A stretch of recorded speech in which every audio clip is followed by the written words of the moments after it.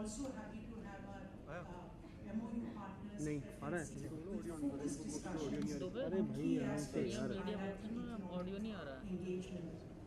Excellency, Indian firms, as you have told me when I visited you, the two countries to conclude the bilateral investment treaty, which can enhance the Indian presence in Nepal on a brand for the rest of the world, and of course healthcare. Excellency, CII has always been in the forefront of the existing India-Nepal relationship, and CII promise will continue to play a role in this regard, and especially for this cooperation. Right Honorable Mr. K.T. Sharma, Prime Minister of Federal Democratic Republic of Nepal. Honorable, enjoining my fellow colleagues to welcome Honorable Prime Minister of the Federal Democratic Republic of Nepal amongst us today. Sir, India has contributed significantly to the socio-economic development of Nepal. Areas of economic relations mainly cover basic infrastructure, some vital social sector areas like health, education, human resource development, etc. Connectivity gives additional boost to the industry on both the sides to develop stronger bilateral trade relationships. Indian firms are the biggest investors in Nepal. According Makes me proud to say ASSOCHAM has been very actively pursuing its various initiatives towards promoting India-Nepal economic relations. Has been working closely with various chambers of commerce in Nepal and endeavoring to assist the economic development of Nepal. We are working toward all relevant authorities. Also, it is proven to be a platform for assisting Indian companies willing to invest in Nepal. At the end, I heart. Sameer, thank you. May I now request for the presentation which will be made by Mr. Mahaprasad Adhikari, the Chief Executive Officer of the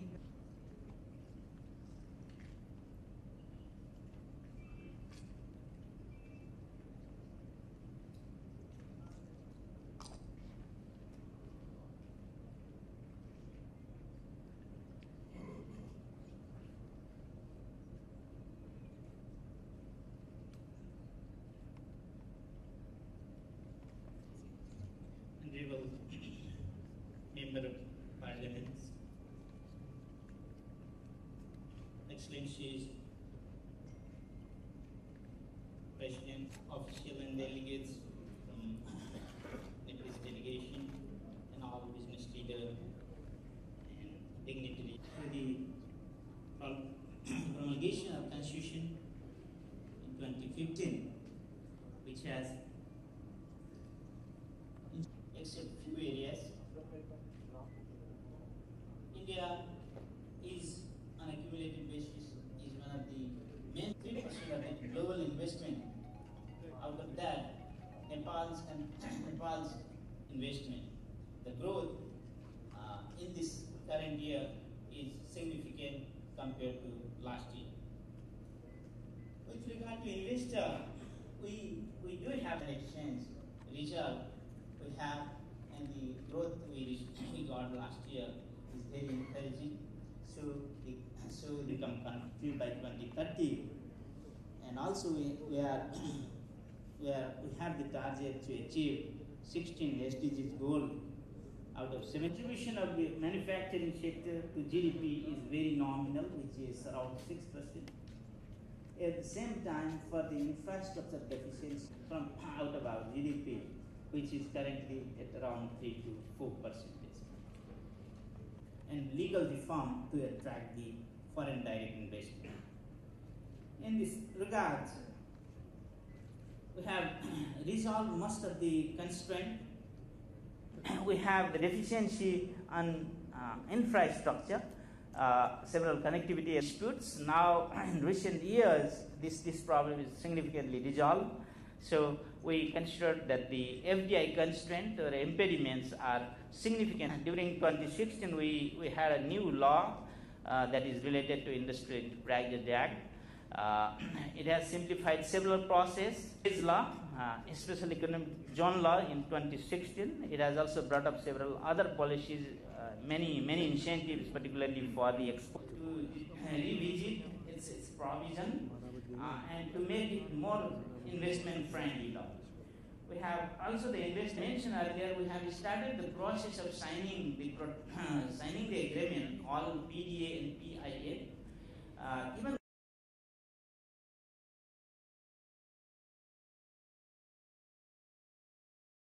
Even from India. Likewise, hydropower and tourism also some of the very important areas of investment. For the tourism, recently we have, based on this federalism, we have 7 provinces. We have around a dozen of 5-star hotels so far, which are basically based on Kathmandu and Pokhara, only 2 provinces. Now, some of the new hotels are being established in other provinces as well. But there is a chances and ample opportunity to have at least 1 5-star hotel in these provinces. So there is huge opportunities. Likewise, we have this opportunity for resorts, ski resorts, cable cars in several places like Patiwara, Bhaktina, Pokhara, Viditar, etc. It's not limited. It's only for the references. You can find the places, and you can even business people can submit on unsolicited basis for the investment. Transportation is another area. For example, we have planned for the 2nd international airport since long. It is essential and under our priority, which is, we call it as one of the priority national pride project as well. We have the plan for the metro rail, Kathmandu, monorail in several other places like Viratnagar, Haridwar, etc. Tunnel ways, as well as fast track tollways like Krishna, Everest, Base Camp, etc. These all are only references. It can be in other places where we can study and we can propose it. With this, Nepal should be one of the best investment destination for neighboring investor from India. We have our own domestic market. We have our close neighboring market. Even from India, we have the UP, Bihar, Uttarakhand, West Bengal, like our close neighboring states. We have the huge market. We have the international market with certain agreements and treaties with the duty-free accesses. Likewise, we have the consumption pattern of Nepalese people. We consume almost 100 out of 190%, only 9% only we share. Similarly, we have several unexplored sector open for the FDI. Labor is also equally cheap. It's $90 to $100 per month. We can have a manpower, labor forces. We have a demographic dividend as well. We have the active population, almost 60%. Likewise, we have the attractive climates and best tourist destination. We have regional arrangements and bilateral ties, as well as we are here with several institutional arrangements to facilitate and to protect the investor, to protect the investment made into Nepal. So that I humbly request on behalf of the government of Nepal to trust Nepalese to invest in Nepal for the prosperity of Nepal, to share the prosperity to each other. With this, I would like to express my gratitude for your kind listening. Thank you. Thank you very much. Mr. Adhikari, thank you very much. It was a very detailed presentation, and I think that many of us here on the Indian side were taking detailed notes on the sectors that are open for investment, and some of them are the traditional areas that we will talk about now, but there were also some very interesting opportunities more than anything else, I think that we heard from you the openness of your environment for these investments, and underlying all that is the stability of government and the purpose that you will be there with your majority government, and you will be there to welcome Indian investment. I think this is something that investment always looks for. Industry always looks to mitigate risk and how we can have stability in policies that don't change, and also the environment, because your markets are natural markets for us, very similar. This is a discussion that we had also, that our cultures are similar, our markets are similar, we understand each other. And I think that this is something of the growing prosperity, that as Nepal continues its growth path as 7%, I think that this is something like India. We're aspirational to see that both of our economies grow at 10%. So for this, with your kind, if you will allow us, we've actually got some of our senior CEOs in different sectors.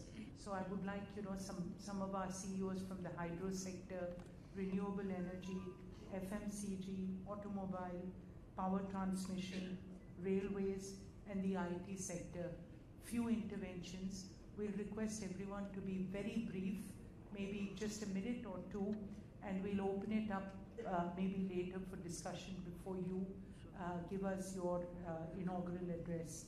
So from the hydro sector, I'd like to invite Mr. Ratul Puri. He's the chairman of Hindustan Power Projects Hydro, to make the first intervention. Honorable Prime Minister, Honorable Ministers, members of the trade delegation, I'm the CII co-chair for solar energy, and we're also an independent power producer producing from coal, thermal, hydro, and solar. I'd like to start by saying that we've been developing hydro concessions in Nepal, and we've had an extremely positive experience doing that. So congratulations to you for that. So I believe there's tremendous opportunity to develop cross-border trade in electricity. India today has surplus coal thermal power, and in order to grow the Nepalese economy, I think in Nepal we need a lot more electricity. We saw some of the statistics. So I believe there's an opportunity for India today to provide coal thermal power to Nepal, and also with the build out India is doing of renewable power and the intermittent nature of renewable power, there's tremendous opportunities to drive investments in Nepal in the hydropower sector and feed some of that electricity back to India. So in the near term, for Nepal to get electricity from India, but in the longer term, as those hydropower projects build out, for India to buy hydropower electricity from Nepal. So I believe this is certainly an area where Indian companies and Indian industry would be very eager to invest and explore opportunities further. Thank you very much, sir. Thank you, Ratul. May I request Mr. Deepak Amitabh, the CMD of PTC India Limited. Good afternoon, Honorable Prime Minister, sir. I'm Deepak Amitabh, Chairman and Managing Director of PTC, which was earlier known as Power Trading Corporation. And we are pioneers of power trading business in this country and this region also, and largest trader with presence in Bangladesh, Bhutan, and Nepal also, sir. Till date, we have sold electricity worth more than Indian rupees 1,10,000 crore and collected every money and given back to the developers. So that is the type of comfort which our balance sheet has provided in this whole region.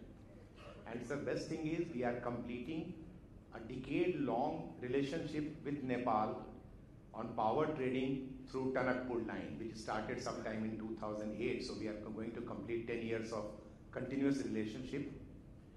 We have long-term power purchase agreement of 150 megawatt with Nepal Electricity Authority, NEA, and we are just waiting for the complete commissioning of Muzaffarpur-Dalkebar line, which is currently operating at 132 kV, but once it goes to 220 kV, our 150 megawatt long-term agreement for more than 20 years will come into vogue. So we are awaiting that.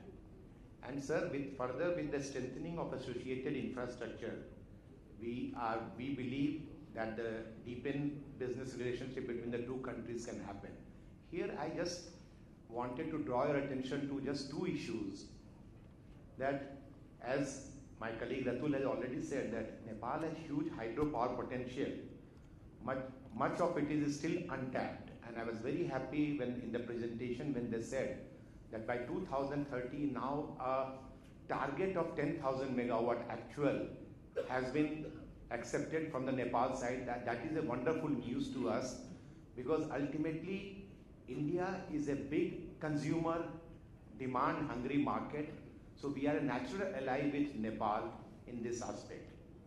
And second thing which I want to understand slightly better, the plans from the Nepal side in further strengthening the existing transmission and further developing new transmission interconnection, because we have a long border line from East Nepal to West Nepal.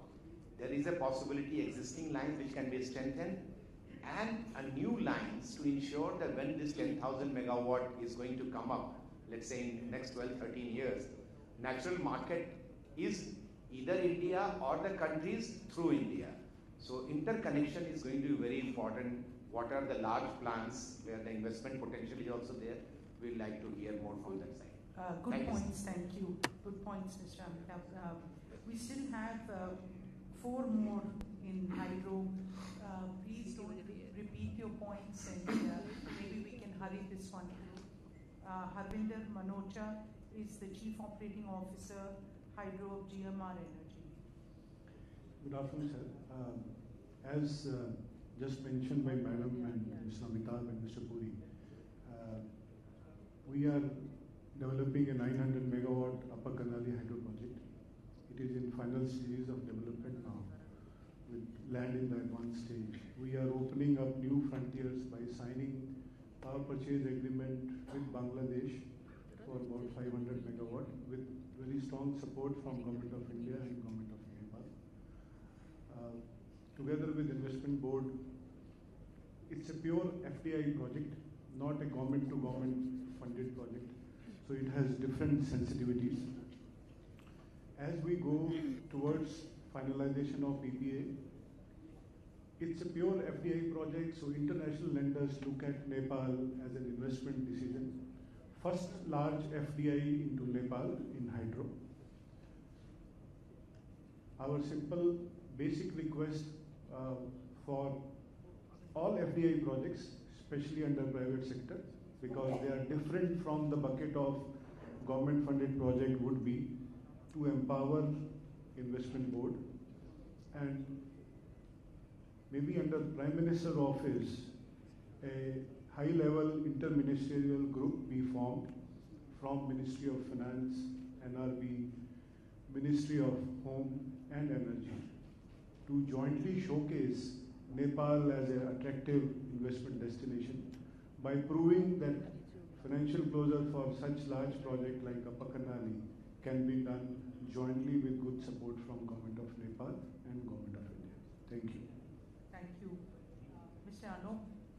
Anupam Mishra, Executive Director, WAPCOS. Honorable Prime Minister and the ministers and other delegation members, my company does design, engineering and project management for hydropower projects and transmission line projects in Nepal. We have heard about the future growth proposed in Nepal, which is of the order of 10,000 megawatt in the next 10 years.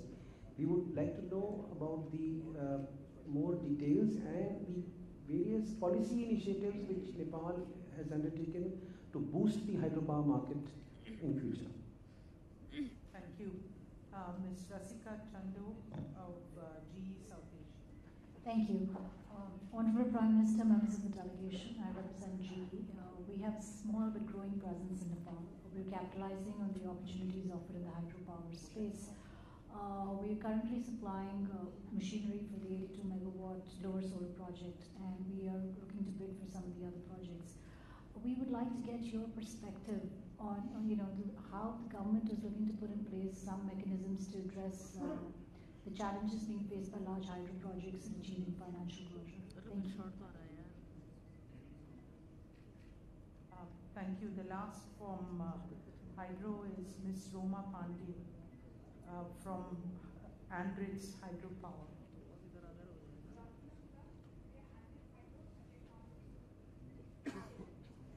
We are Andritz Hydro, a technology group, and we take pride in our long association with Nepal.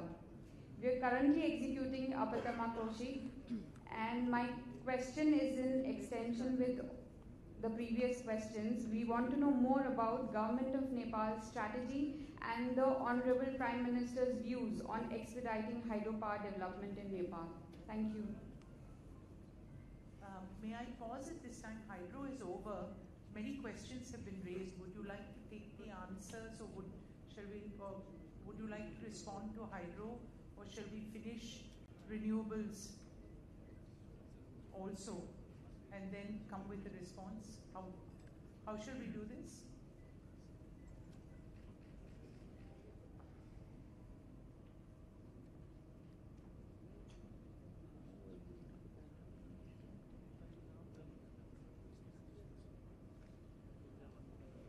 And we are very mindful of your time.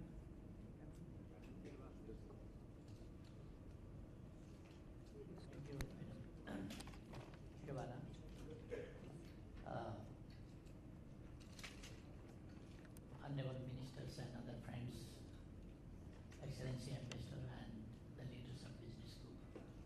Good afternoon, everybody.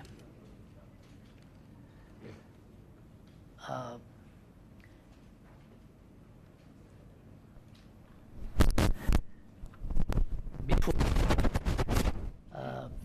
I go on the issues, I would like to just tell you that first program, first business, first meeting of this trip of mine is started from the business community and business groups. You can understand that how much importance we are giving to the business sector and to the investment and working together with you.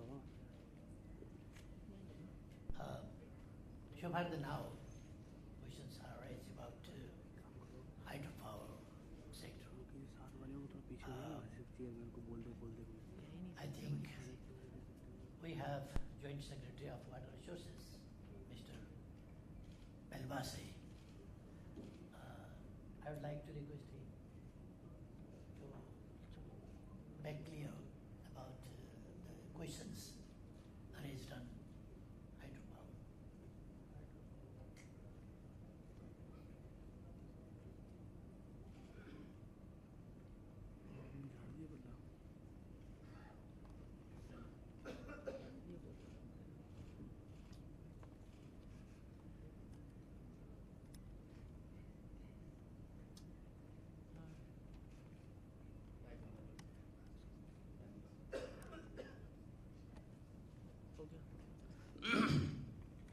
Right Honorable Prime Minister, Honorable Ministers, Member of Parliaments, dignitaries.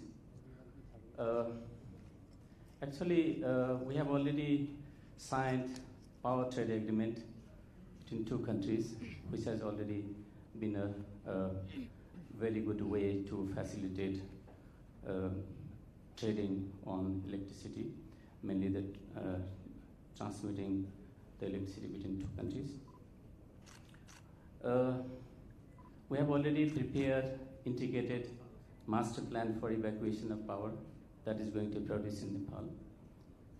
And we have identified some of the important transmission lines to be constructed as well as to be enhanced. Some of the lines are to be enhanced and some which already in the pipeline to be constructed up to 400 kVA. In this context, I think Butwal-Gorakhpur transmission line is going to be a very important role to play. which both the government have taken seriously to be constructed and in the near future. Regarding policy initiatives to boost the hydropower in Nepal, I think one of the very important thing is that nowhere in the world you can get a hydropower production license so easily. Nowhere in the world. So that itself shows how we are keen to attract the private sector for the development of hydropower. Interestingly, India has got large market for hydropower, and we have got the potential. We have already got 99 points for the development of the hydropower policy. Initiative will already be taken in order to produce 10,000 megawatt in 10 years. Besides that, we are also thinking to have energy banking. We have got complementary demands and supply. In monsoon season, we can produce more energy, whereas the demand in Nepal itself is low. And in the demand of power in India is very high in the monsoon season. At the same time, in the winter time, the demand in India is lower in comparison to Nepal. I mean, not in terms of the volume, in terms of percentage. Whereas in Nepal, the demand is high and the production is low. In that case, the energy banking can solve many of the problems. So both governments are also working on it, particularly from Nepalese side. We are initiating these ideas to have energy banking. I think I have tried to address most of the issues. Thank you so much. Thank you. Appreciate it. May I continue with some of the other sectors? Thank you. Renewable energy, we have Tejpreet Chopra, the President and CEO of Bharat Light and Power Group. Thanks very much. Honorable Prime Minister, again, welcome to India. Bharat Light and Power is a clean energy generation company. We focus on wind and solar.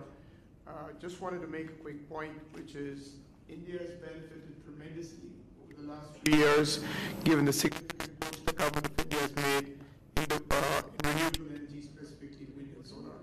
Today in India, we have about 32 gigawatts of wind installed and roughly about 18 gigawatts of solar, and the government is actually focused on adding close to about 100 gigawatts of solar and 60 gigawatts of wind. The reason I say this is the fact that not only has the country benefited in terms of energy generation, but also in terms of a huge manufacturing base for renewable energy in India. Given the proximity of Nepal with our country, I really do believe that Nepal can truly benefit from the huge manufacturing base that we have developed out here in India and the supply chain we have developed in terms of benefiting from this new technology.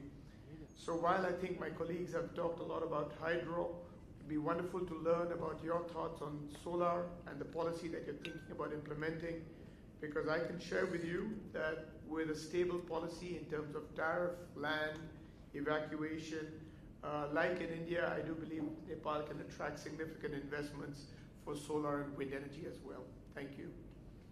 Thank you. Mr. Devin Narang, from FICCI, country head of India Syndicatum Renewable Energy Company.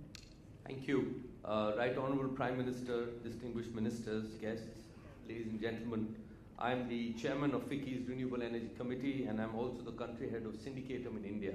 So we are an investment fund. We have large investments in Singapore, Philippines, Thailand, and India, primarily in renewable energy, from solar, wind, waste to energy, and bioenergy. My colleague Tejpreet has already spoken about wind and solar, so I will not go into that direction. But I believe there's a huge opportunity in Nepal for us to invest in bioenergy, which is really the agri-waste, which can be converted to electricity. You have sugar mills, bagasse can be converted. That's base load powered 24/7, at least 300 days of the year, which benefits the farmers directly. Waste to energy is going to be a problem as it is in our country, and I think that's a huge opportunity for you to capture. Happy to look at an investment proposal in Nepal. We would interact with your team and look, as TP said, look for stable policies which actually ensures that the PPAs are internationally bankable. Thank you very much. Thank you. Mr. Kishore Nair of the Avada Group, again renewable energy. Good afternoon, sir. I'm Kishore Nair from Avada. Avada is one of the largest developers of renewable energy in India. We have commissioned almost 1.5 gigawatt of solar and wind projects in India. We are looking at large investments in the renewable sector in Nepal. And like our friends have already requested the policies and what are the facilities which we will be providing in terms of land evacuation or the policies, the tariffs and these type of policies where we can look at more investments and like the ease of doing business is one of the key factors we will be considering in bringing in investments into the country. So we'd like to more about ease of doing business and the facilities you will be providing to protect the investments that we'll be doing in the country. Before we move on to FMCG, would you like to respond?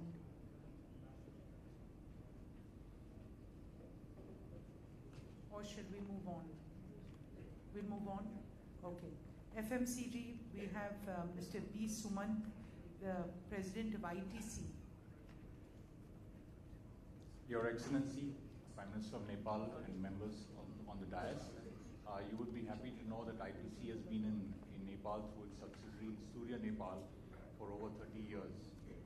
We are now looking at investing into the food processing sector, the fast-moving consumer goods sector, as well as the hospitality sector. And we look forward to working with you in growing these sectors. One small point that I have is today in Nepal, income tax authorities do not allow you to offset the losses in new areas against profit from existing areas. So for a single PAN registration company like us, it would help a lot to, if you could offset the losses, it will help us invest in growing new areas. And that is one thought I'd like to leave with you. There are many other small recommendations that my colleague, who is the head of Surya Nepal, will present to your team. Thank you very much, sir, and we look forward to working with you. Thank you. We'll move on to automobile. We have Sanjay Jadhav of Mahindra and Mahindra. Honorable Prime Minister and the delegation, good afternoon. I represent Mahindra and Mahindra. Indian industries have established a good presence in various industries in Nepal. We are world's #1 tractor manufacturing company by volumes, and we are also #1 in Nepal. We are present in the complete agri-value chain, and hence we work with the farmers in Nepal in terms of improving the farm mechanization, which will help improve the farm productivity. We look forward to working with the Agri-Ministry also in this direction. We have also a very strong presence in automotive industry, including electric cars.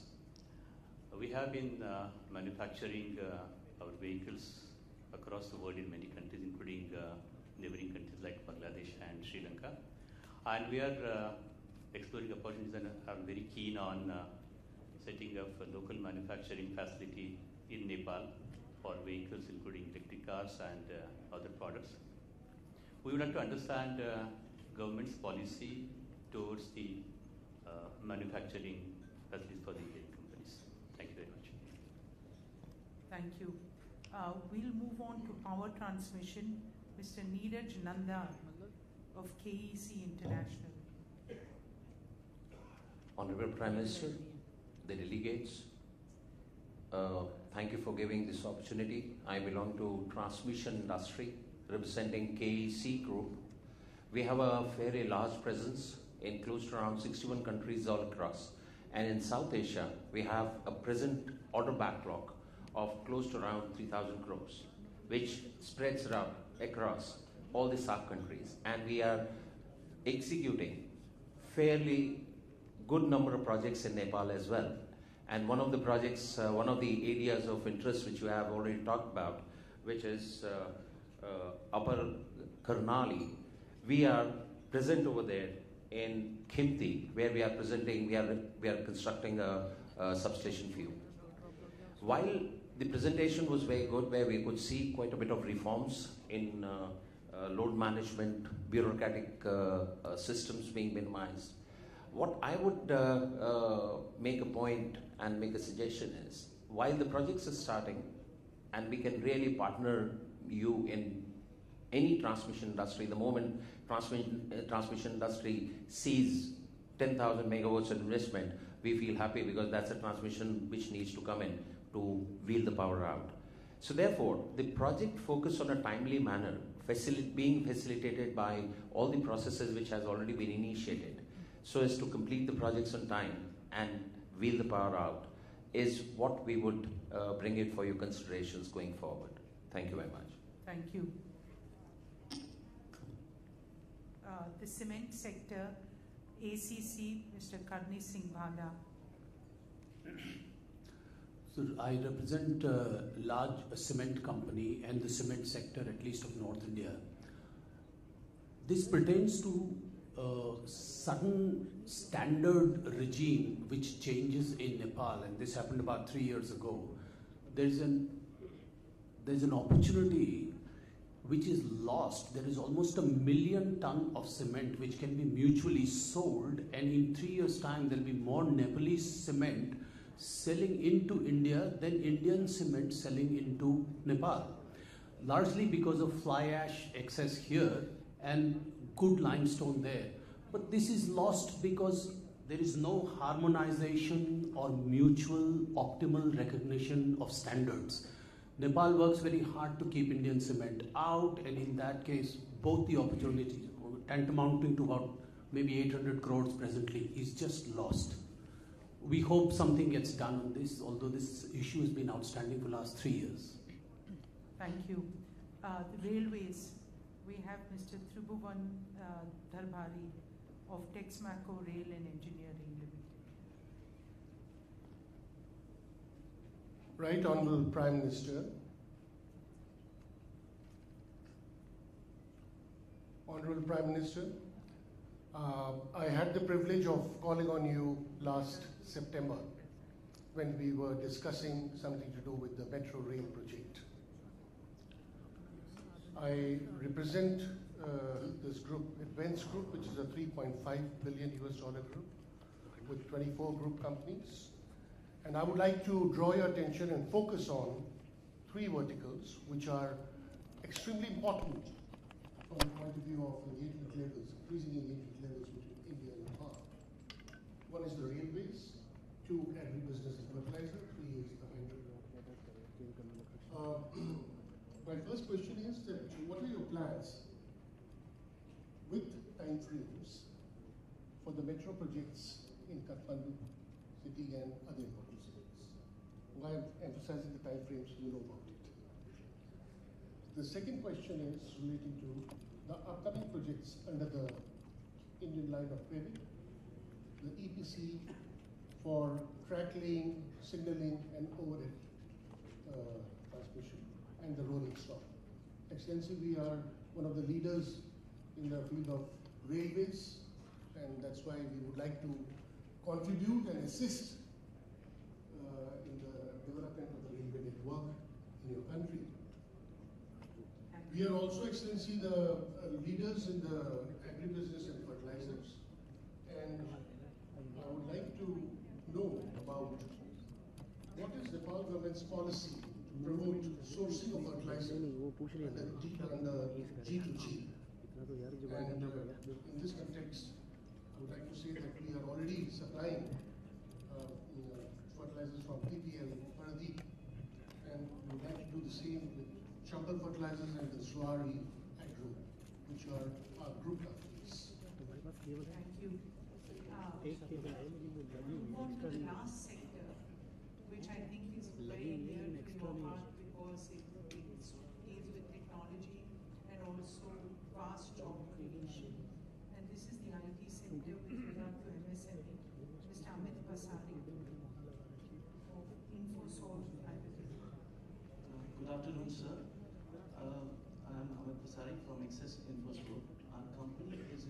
IT, medical tourism and wellness, infrastructure, and consulting.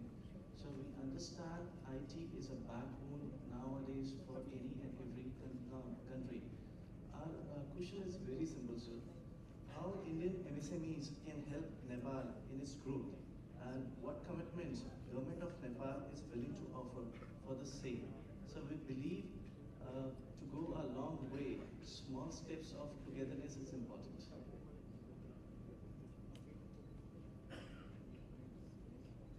Honorable Prime Minister, that is the end of our interaction from the Indian side and the different sectors. We would request response from the Nepal side, and always our doors are open also for Nepal business to come to India, for Nepal business to access capital, for Nepal business to access technology and collaborations. I think there's a power and strength in us in that area also.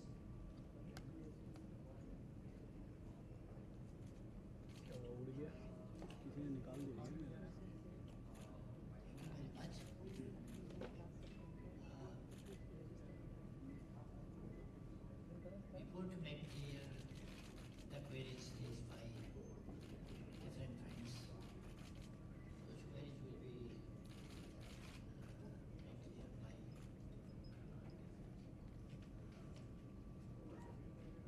some friends like DG of Railway and other friends. But before that, I would like to get a little some time for providing opportunity to make clear about the situation in Nepal and the perception of the business community and experiences of them. We have business community delegation also, like NCCI, CNI, Nepal Chamber, Live Vision, Chamber of Commerce, Chamber of Commerce. So first of all, I would like to request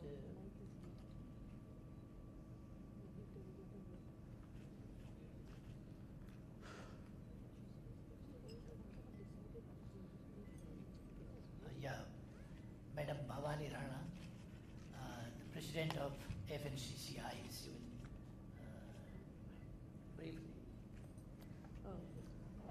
Thank you. Good afternoon.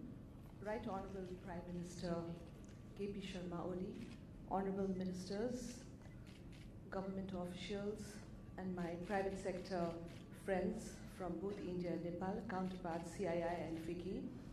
I think this is a very important event, and then we are doing it in a right time, I feel. I just want to add what our CEO from Investment Board did the presentation. I think this is the right time because now, like after almost 2 decades of unrest, political unrest in Nepal, the private sector of Nepal is very, very happy and encouraged to have a stable government. And then we have also gone into federal states also, where all these provisional government also hold independent authority to attract FDI. And government has already reformed some of the policies, and some of the policies are going to be reformed for the business conducive environment in Nepal. Especially Investment Board, actually, we also represent from the private sector, the Nepal Investment Board, which is headed by the Right Honorable Prime Minister.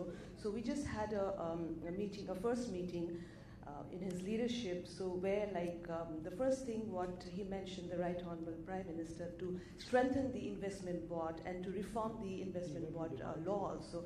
I think that is a very good beginning for the FDI thing.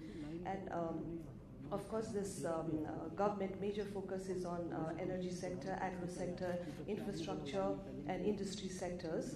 So we feel that there's a lot of opportunities, and I'm very happy to hear from a lot of friends from private sector of India that they are keen to invest in Nepal, especially in various sectors like IT, which is really, we also feel, FNCCI also, we feel this is one of the very important sector where we could also learn the startup projects which you all are doing in India also.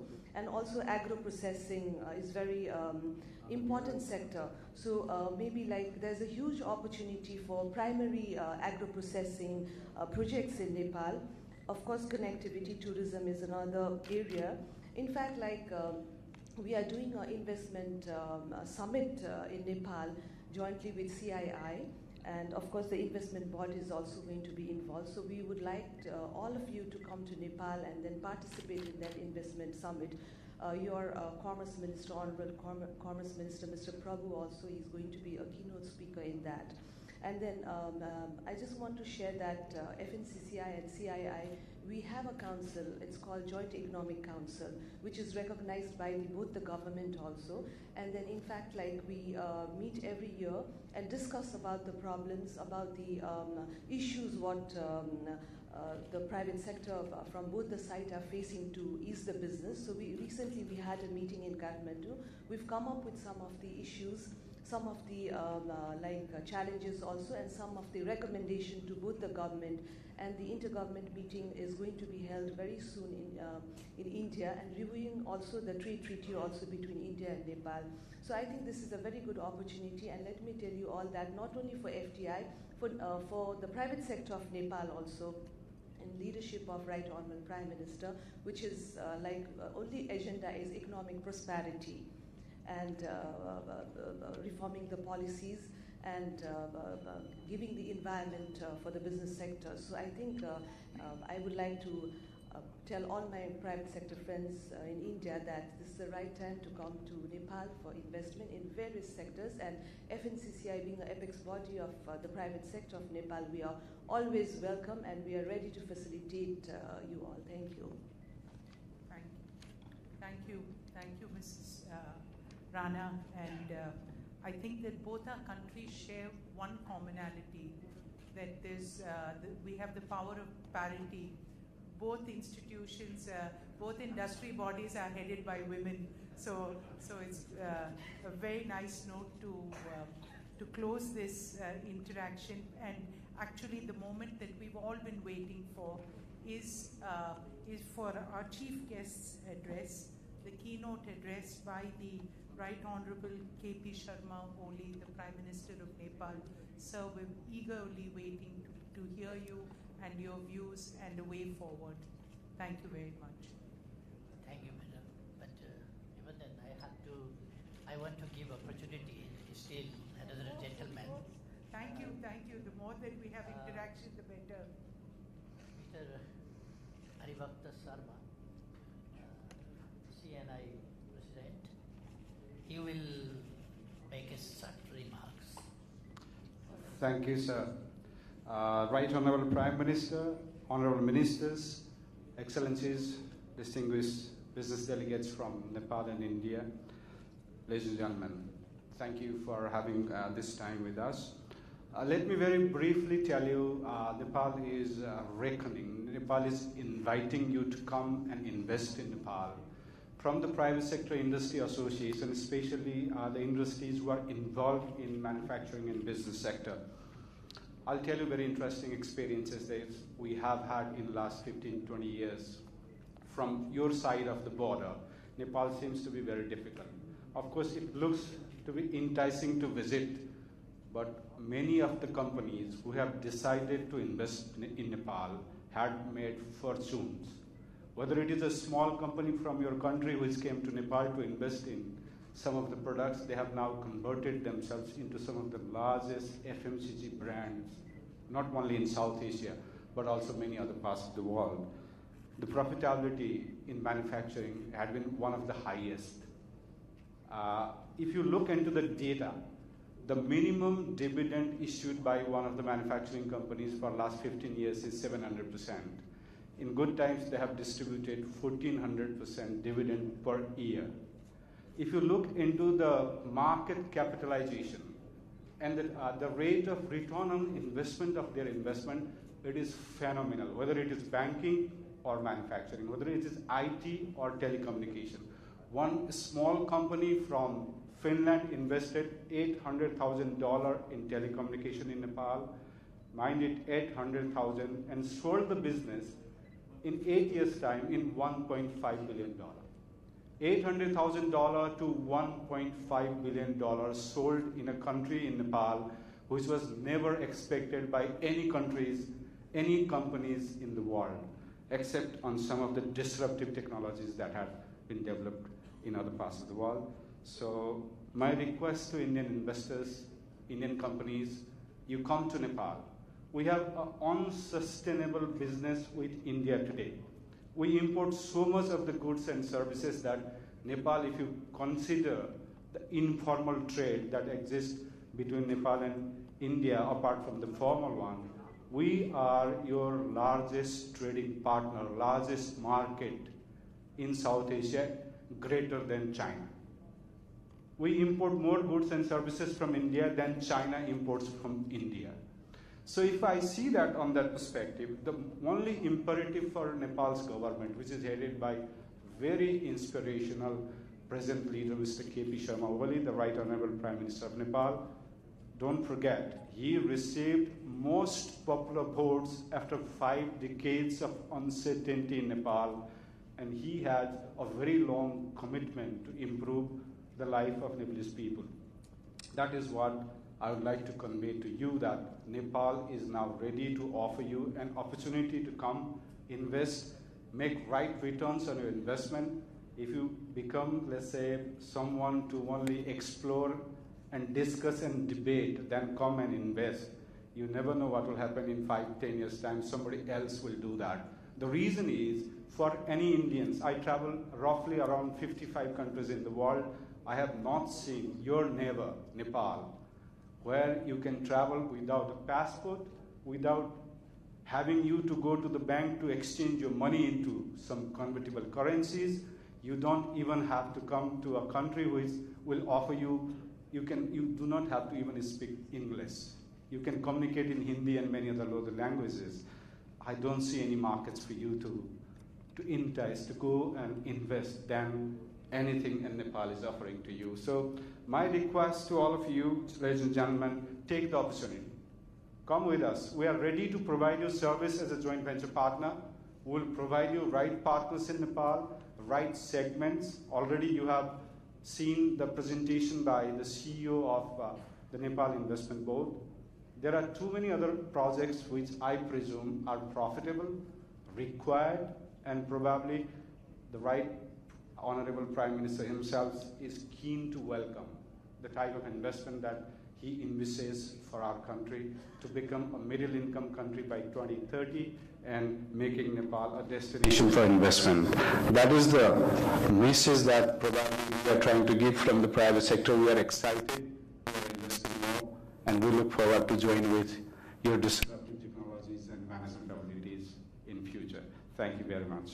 Thank you, thank you. I think that was a very useful interaction, and we now have, the rubber has to hit the road, and this is the time for all of us to start participating. I think there was a free flow of information and also questions that were asked, and the more that we all meet, we look forward to the next summit where, and also that the projects that you've given, particular projects, particular questions, and issues being addressed. So thank you very much. Thank you, sir, for this opportunity that we could listen. Okay. Now I would like to request Mr. Rajesh Kaji Shrestha, Chairperson of the Chamber of Commerce, Nepal Chamber of Commerce, in brief. Right Honorable Prime Minister, Minister, Excellencies, the President of both country business community. So I feel a little different, and we really appreciate with the CII, FICCI and ASSOCHAM, because the business meet little different way, and with all the information and all the inquiries given by all the investor and all the new thing what we need to go for further. So now only from chamber, so I would like to only add, now after the long time we have a stable government, and we are very much proud, and we feel honor also being in leadership of our Right Honorable Prime Minister, we, not only from the government, we from the private sector also, we guarantee and we are confident that we would like to welcome all the foreign investment. So if there is anything as a security or anything, we from private sector are also willing to process or to with the government, anything we are there to process or we are there to talk with the government.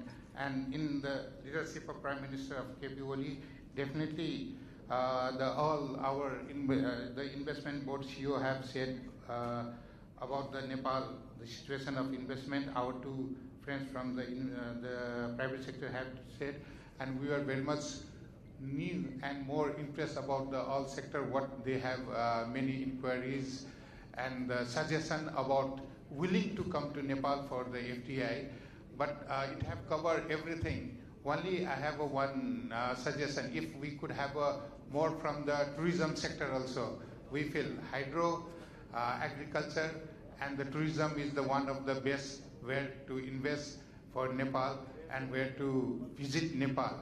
So only we would like to request if we could have bring more tourism sector and the agriculture as a herbal. There are many opportunities where we always talk and where the government is positive on that thing.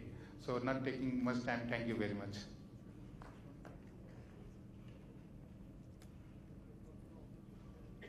Thank you very much.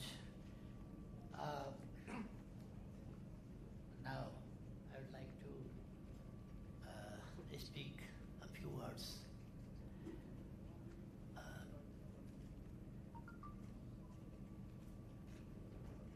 On the question of business, investment, prosperity in our both countries, between our business communities, companies, and friends. Dear captains of business and industries of our both countries,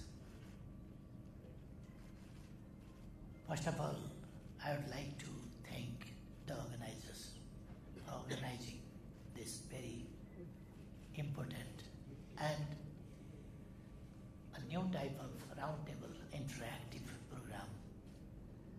It's a little bit different than the program some 2 years before I addressed. I have carefully listened to you.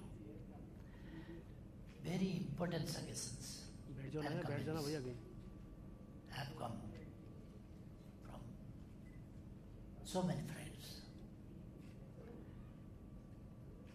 It has been really encouraging to get such valuable feedbacks. CEO from Investment Board of Nepal made a comprehensive presentation. So I did not repeat what he said. But let me underline a few points that I deem important to share with you.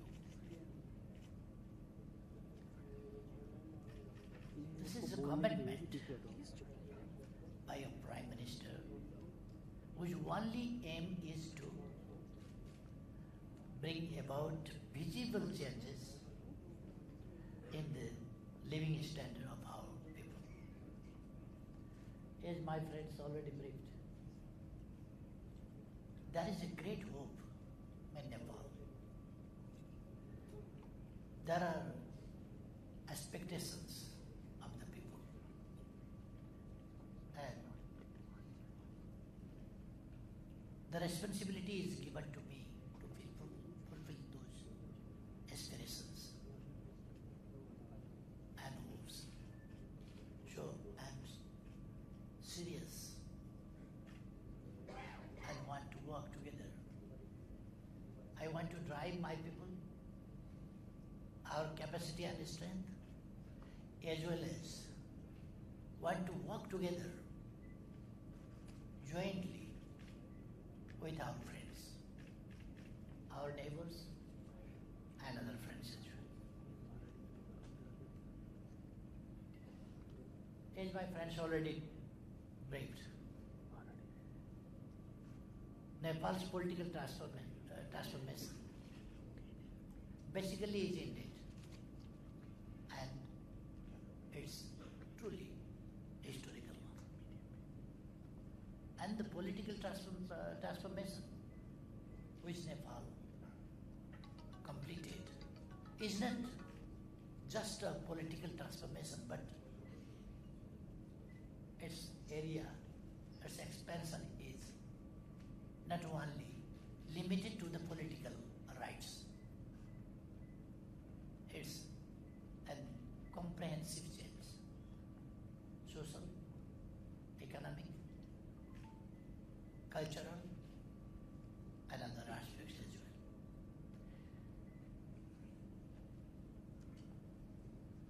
well. We have institutionalized our political gains through a new constitution. All of us know that. Our next objective is, of course, economic transformation. Our motto is prosperous Nepal and happy Nepali.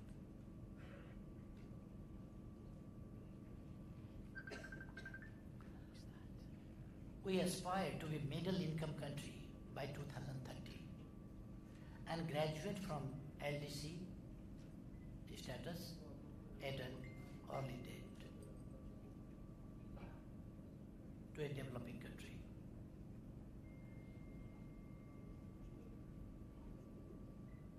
Now we have favorable situation. We have a strong government at the center that enjoys majority of more than 3/4 membership of the lower house, House of Representatives. A stable government means stability and continuity in policy regime.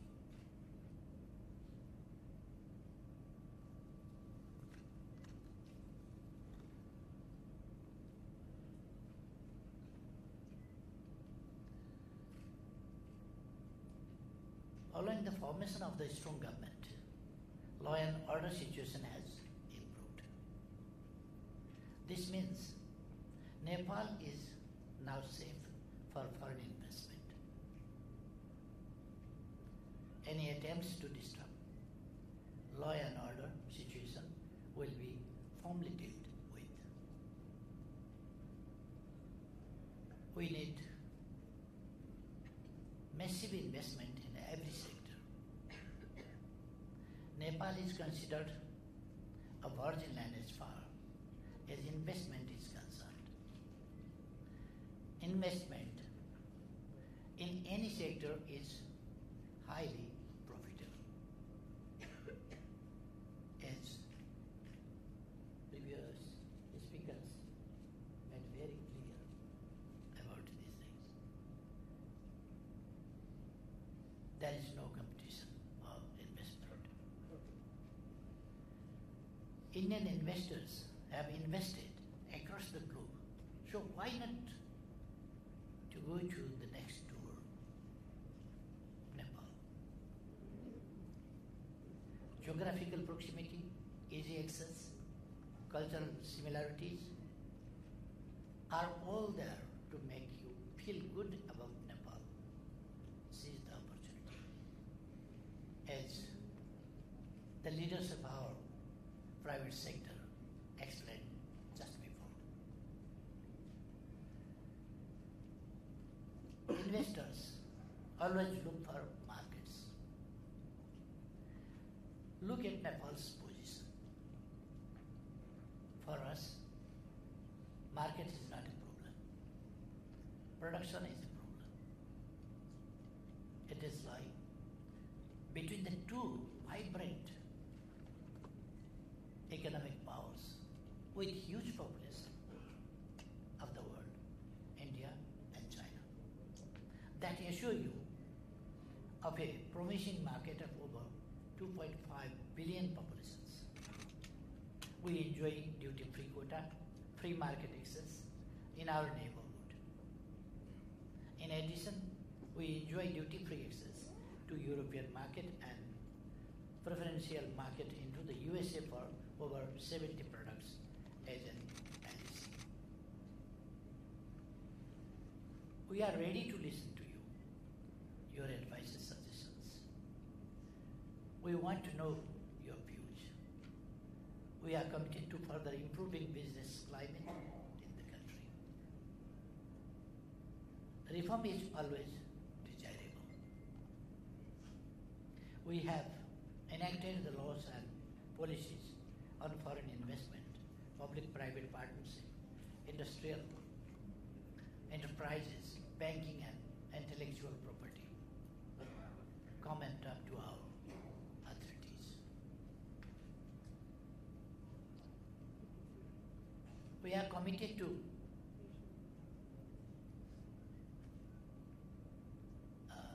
in modern terminology, people say liberal economy and liberal economic policies with private sector as a key partner. We have no intention to reverse the trends. Rest assured, we cannot go against the global trends. Nepal has to offer attractive incentives. Compared to other countries, our incentive structure is quite attractive. We have reduced tariffs, simplified tax regimes, and focused on the development and operation of trade-related infrastructures. We are planning to establish SEZ, special economic zones, in major industrial centers of Nepal, mostly in cities bordering India, with incentives for industries including liberal labor law. And just a few days before I laid down the foundation stone for a new special economic zone, and some of are already started. We have streamlined administrative procedures. Our bureaucracy is accessible and accountable. We are committed to provide corruption-free administration. We are pursuing policy of zero tolerance on corruption. Good governance and rule of law are at the core of our governance system. We have established a high-powered investment board headed by Prime Minister, brings together government and private sector. As the chairpersons who spoke just before of the private sector and private sector's business organizations, they are also members of the investment board. It is facilitating the big investors by providing all services from single window. There is a favorable fiscal environment. We have low tax slabs, no income tax on dividends and export earnings, exemption of tax and tax holidays for certain industries, exemption of duty and fees on the key inputs used by an export industry. Our law permits full repatriation of income earned from investment and reinvestment. Foreign companies registered in Nepal can purchase, own, and sell land.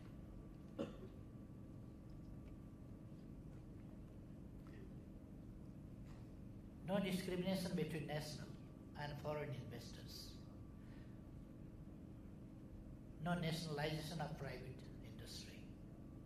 Double taxation avoidance agreement has been signed with India.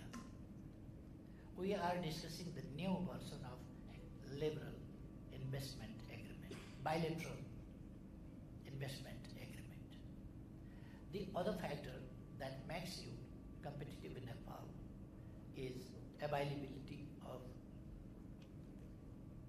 cheaper labor force. Since we are not taking about high-tech industries at this point of time, our labor force will be an added asset for any business enterprise.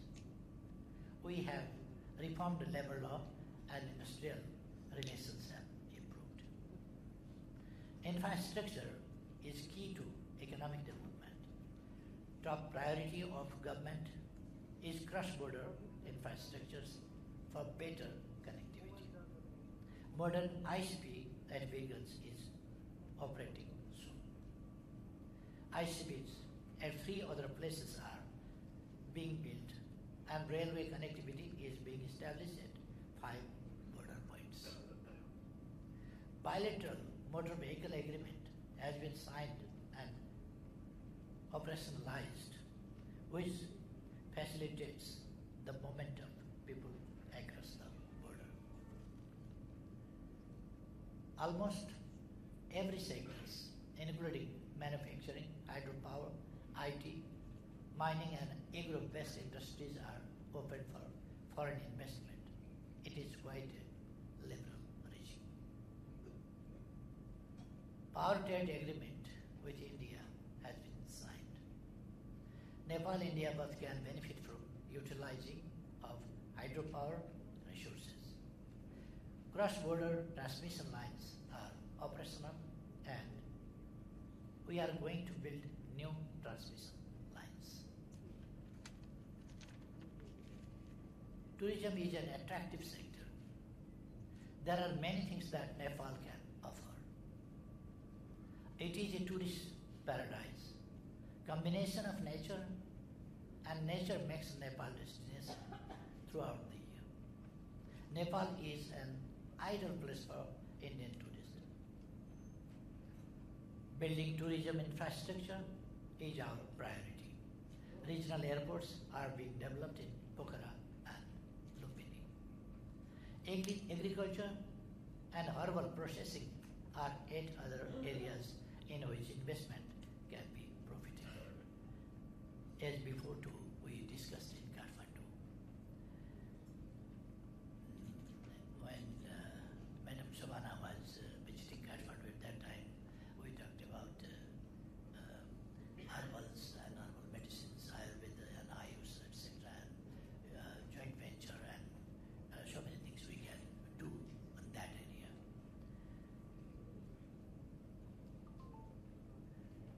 IBAN is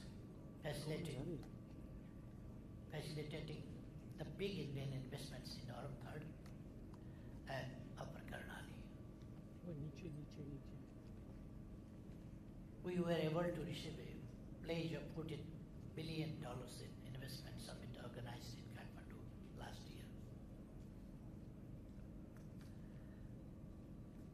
And as other questions and queries friends were raising that about clean energy, alternative energies and solar power and transmission line and about railway. I think in brief I made clear.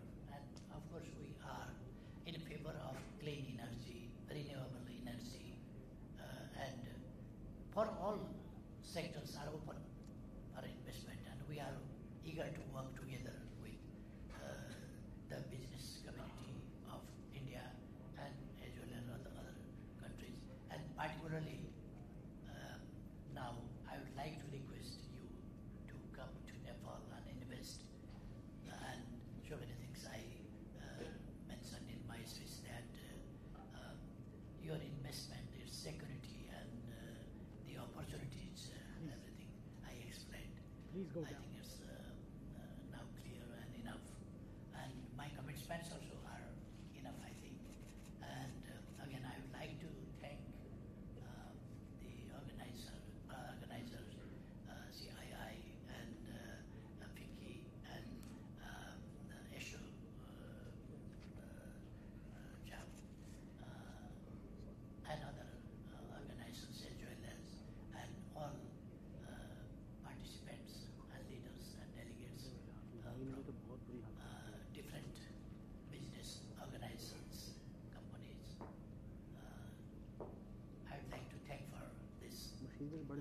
excellent event and arrangements. Thank you very much.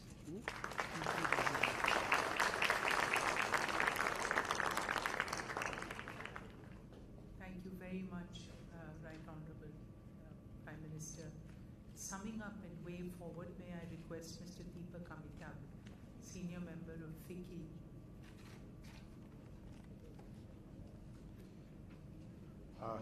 Honorable Mr. KP Sharma Oli, Prime Minister of Nepal, dignitaries from Government of Nepal and Government of India, industry leaders from Nepal and from India, friends from the media. A very good afternoon to everybody. On behalf of Indian industry, I take immense pleasure in delivering the vote of thanks to bring to a close a very lively and insightful business session with Right Honorable Mr. KP Sharma Oli and the accompanying delegation. Excellency, your visit to India, opportunely timed with a widening canvas of India-Nepal relationship, reflects the priority that both nations attach to further strengthening the unique partnership. India and Nepal ties have witnessed a deepening engagement in the past following high-level business exchanges and visits of heads of state between the two countries. We see your presence here as providing the critical momentum in taking the road ahead. I take this opportunity to thank you, Prime Minister, for addressing the esteemed gathering of